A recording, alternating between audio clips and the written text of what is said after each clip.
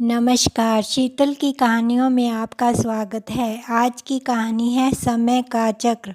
दिमाग सुन पड़ गया था रामेश्वर बाबू और उनकी पत्नी बीना का, जब उनके इकलौते बेटे दीपक ने आकर उन्हें कहा, यह देखिए पापा, मेरा अपॉइंटमेंट लेटर। मुझे मुंबई में नौकरी मिल गई है और वो भी यहाँ से लगभग दोगुनी सैलरी की, साथ ही एक फ्लैट और आने जाने के लिए कैब की सुविधा। वाह, लाइफ बन जाएगी। क्या रखा है इस शहर में अब तो हम ऐशो आराम की ज़िंदगी बिताएंगे। बाबूजी, सामान पैक कर लो सुमन, ज़्यादा समय नहीं बचा है। अच्छा मम्मी, हमें कल ही निकलना होगा, ट्रेन टिकट कंफर्म हो गए हैं। और हाँ पापा, सुमन भी मेरे साथ जा रही है। होटल ढाबों का खाना मुझे पचता नहीं है। कहते हुए और खुश होते हुए दीपक अपने कमरे की तरफ बढ़ गया। वहीं रामेश्वर बाबू और बीना एक दूसरे की ओर देखकर समझने की कोशिश कर रहे थे कि दीपक उन्हें बताकर अपना फैसला सुना रहा था या उनसे जाने की परमिशन मांगने आया था।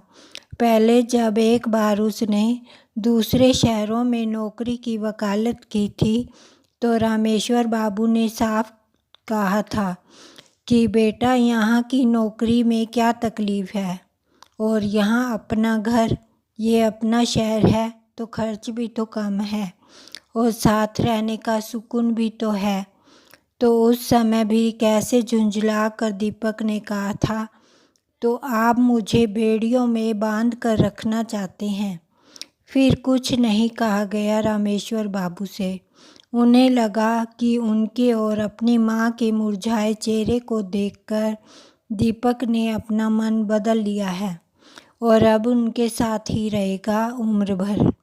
मगर आज पूरी रात रामेश्वर बाबू और बीना अपने कमरे में बैठे आंसू बहाते रहे। वहीं दूसरे कमरे से दीपक और सुमन के खिलखिलाकर हंसते हुए सामान बांधने की आवाज़ें आती रही।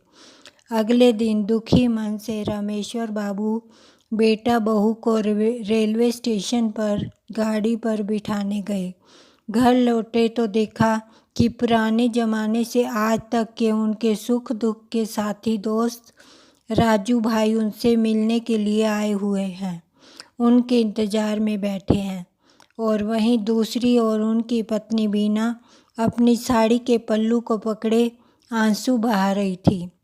इससे पहले वह कुछ कह पाते, राजू भाई ने ही कहा, मुझे मालूम है यार, बहुत बुरा लग रहा है ना दीपू का ऐसे ही छोड़ कर जाना।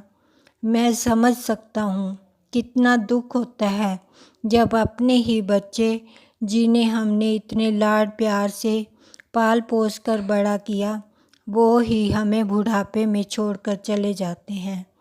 नहीं यार, आज मुझे पहली बार यह एहसास हुआ कि जब यही बात मैंने आज से 30 साल पहले अपने बाबूजी से गांव में बोली थी तो उन्हें कैसा लगा होगा।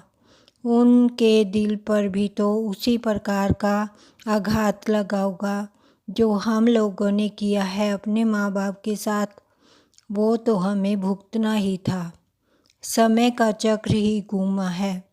भावना तो वही है यार, कुछ नहीं बदला, बस महसूस करने वाले दिल बदले हुए हैं। कहते हुए रामेश्वर बाबू भी फूट फूट कर रो पड़े। धन्यवाद।